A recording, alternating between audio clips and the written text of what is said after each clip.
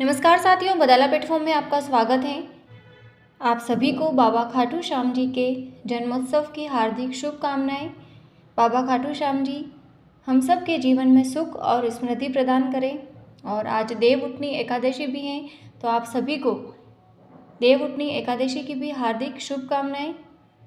NCERT class 7 lesson number 8 पवन, तूफान और चक्रवात, इसके अपन ने 14 क्वेश्चन कल स्टडी कर लिए थे। आगे देखते हैं क्वेश्चन नंबर 15। वायु के वेग की माप करने वाले उपकरण को क्या कहते हैं? जो पवन का वेग है उसको मेज़र करने वाला जो इंस्ट्रूमेंट होता है उसको क्या कहते हैं? वायुमापी, तापमापी, टॉर्नेडो, हाइड्रोमीटर। तो उसे क्या कहा जाता है? वायुमापी। Question number 16। ठंडी वायु भूमध्य रेखा के दोनों ओर स्थित कितनी डिग्री अक्षांश की पट्टी के क्षेत्र से भूमध्य क्षेत्र की ओर गतिशील हो जाती हैं? 0 डिग्री से 30 डिग्री, 0 से 40 डिग्री, 0 से 20 और 0 से 50। तो अपन ने क्या स्टडी किया था? 0 से 30 डिग्री। आंसर होगा ए। Question number 17। साइक्लोन चक्रवात क्या है? काले रंग के गहरे कीपाकार बादल, समुद्र की ओर बहती हवा जो साथ में जलवाष्प लेकर आती हैं, निम्न वायु दाब का तंत्र जिसके चारों ओर अधिक वेग की पवन रोटेशन करती हैं, घूर्णन करती हैं, या डी ऑप्शन है ए एंड बी। तो साइक्लोन्स क्या होते हैं? निम्न वायुदाब यानी कि लो प्रेशर का जहाँ बेल्ट बन रहा था उसका तंत्र जिसके चारों ओर अधिक वेग की पवनें आ रही थी। तो साइक्लोन का पवन का जो वेग होता है वो अंदर से बाहर से अंदर की तरफ था। तो इसका आंसर होगा सी। निम्न वायुदाब का तंत्र जिसके चारों ओर अधिक वेग की पवन घूर्णन करती हैं। काले रंग के घेरे कीपाकार बादल तो टॉर्नेडो होते हैं।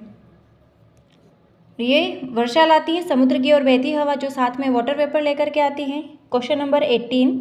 आग लगने की स्थिति में फायर अलार्म आमतौर पे धुएं का पता लगाता है। कमरे में ऐसा अलार्म कहाँ लगाया जाना चाहिए? तो ऐसा अलार्म कहाँ लगाया जाना चाहिए? दरवाजे पर, फर्श पर, कमरा तथा हॉल की छत पर, या डी ऑप्शन है किसी भी दीवार पर। तो आग लगेगी तो क्या होगा? गर्म हवा बनेगी, और गर्म हवा क्या होती है? हल्की होती है, तो हल्की होकर के ऊपर उठेगी। तो ऐसा सूचक कहाँ लगाएंगे अपन? ऊपर की तरफ लगाएंगे, तो कि जो गर्म हवा है, आग लग रही है, तो उसकी सूचना जल्दी से मिले, तो वो लगाएंगे कमरा तथा हॉल की छत पर अपन अलार्म लगाएंगे, क्योंकि गर्म हवा हल्की होकर के ऊपर उठेगी तभी अब उसको सूचना मिलेगी कि आग लग गई है। Question number 19। कपड़े के बैनर और धातु की चादर से बने विज्ञापन पट में छिद्र क्यों बनाए जाते हैं? कपड़े के बैनर और धातु की जो चादर से बने विज्ञापन पट में होल क्यों बनाए जाते हैं?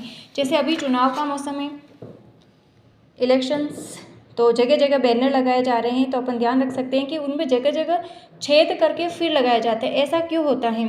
विज्ञापन पट्ट को आकर्षक बनाने हेतु, ऊंचे खंभों पर लगाने हेतु बैनर्स को, विज्ञापन पट्ट पर हवा के प्रेशर को कम करने हेतु, या ए एंड बी। तो जो अपने बैनर हैं उस पर हवा के प्रेशर को कम करने के लिए उन पर छिद्र बनाए जाते हैं। आंसर होगा सी।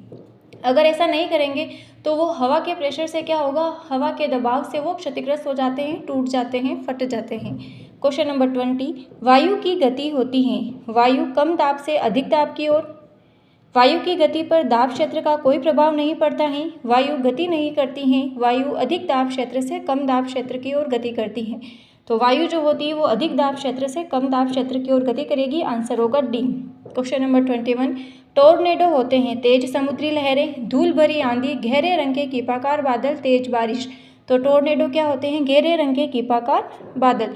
अपने देश में वैसे टॉर्नेडो कम आते हैं। Question number 22।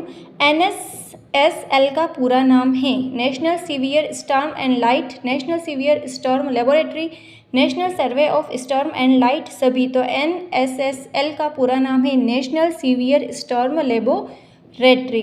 NSSL ये जो होती है ना, किसी टॉर्नेडो का प्रतिबिंब लेने में हेल्प करती हैं, लिया जाता है इनसे। Question number 23। एक लैब है जिसमें इससे संबंधित वर्क किया जाता है। क्वेश्चन नंबर 23 है, एनसीईआरटी में मेंशन कर रखा है इसकी फुल फॉर्म। 23। ग्रीष्म काल में पवनों के प्रवाह की दिशा होती है थल से समुद्र, समुद्र से दूसरे समुद्र की तरफ, समुद्र से थल, या कोई नहीं। तो ग्रीष्म काल में क्या होता है? पवनों के प्रवाह की दिशा होगी समुद्र से थल की तरफ। क्वेश्चन नंबर 24 अपन ने अच्छे से स्टडी किया है। बादल से गिरती जल की बूंदें तथा तीव्र वेग से ऊपर उठती हुई वायु की परस्पर क्रिया से कौन सी प्राकृतिक घटना होती है? भूकंप, तड़ित झंझा, मूसलाधार बारिश या चक्रवात। तो कौन सी होती हैं? तड़ित झंझा, जो थंडर स्ट्रॉम होते हैं। बी, जो बर्फ की बूंदें ऊपर से नीचे गिरती है और नीचे से गर्म वायु, दोनों में जब टकराहट होती है तो तीव्र ध्वनि उत्पन्न होती है, जिसे कहते हैं थंडर स्टॉर्म, तड़ित झंझा। अब तड़ित गर्जन की कौंध 4 लाख किलोमीटर प्रति घंटे से भी अधिक वेग से चलती हैं। यह अपने आसपास की जो वायु होती है वो सूर्य के टेम्परेचर से 4 गुना से भी अधिक ताप तक गर्म करती हैं।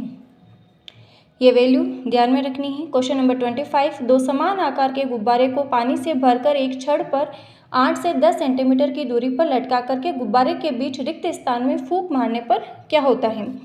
गुब्बारे एक दूसरे से दूर हो जाएंगे। पहले गुब्बारा ही दूर जाएगा, गुब्बारे एक दूसरे की ओर आएंगे, ए एंड बी। तो ऑफकोर्स गुब्बारे एक दूसरे की ओर आएंगे, क्योंकि जब दो गुब्बारे हैं समान आकार के, पानी से भर करके अगर उनको लटका देते और बीच में फूंक मारेंगे तो उसके जो एयर प्रेशर है वो क्या होगा? बीच में वायु का दाब कम हो जाएगा, जबकि उसके साइड में तो वायु का दाब ज़्यादा है, तो साइड वाला एयर प्रेशर क्या करेगा? उनको धकेलेगा। क्वेश्चन नंबर 26, टॉर्नेडो से बचने हेतु उपयुक्त जगह कौन सी है? मकान का ऊपरी भाग, खुले हवादार कमरे, खुला मैदान, भूमि में गहराई।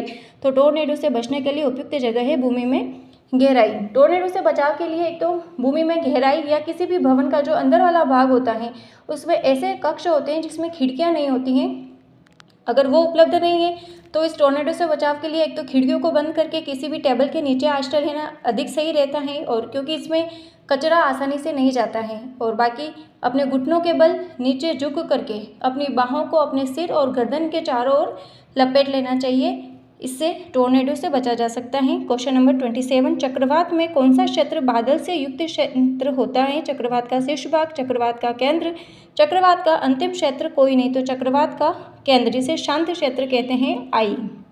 28, मौसम व तूफान की सूचना कौन देता है? विज्ञान विभाग, मौसम विज्ञान विभाग, राज्य सरकार, यूएसए। तो मौसम व तूफान की जानकारी कौन देता है? मौसम विज्ञान विभाग, नई दिल्ली। क्वेश्चन नंबर 29, निम्न को सुमेलित कीजिए। चक्रवातों के नाम है कि कौन से देश में चक्रवात को क्या कहा जाता है? अमेरिका, फिलीपींस व जापान, भारत। तो अमेरिका में क्या कहते हैं? हरिकेन, फिलीपींस व जापान में टाइफून, और अपने भारत में चक्रवात। क्वेश्चन नंबर 30, टॉर्नेडो क्या है? पवन, प्रति चक्रवात, एंटी साइक्लोन, साइक्लोन, एक समुद्री लहर। तो टॉर्नेडो क्या होता है? साइक्लोन होता है। तो ये अपना लेसन कंप्लीट है। कल अपन अगला लेसन शुरू करेंगे। कभी बदहाल तो कभी खुशहाल होगी, कभी आम तो कभी खास होगी, कभी जीत तो कभी हार होगी, धैर्य बनाए रखना, जीवन की यह नैया धीरे धीरे ही पार होगी। Thank you.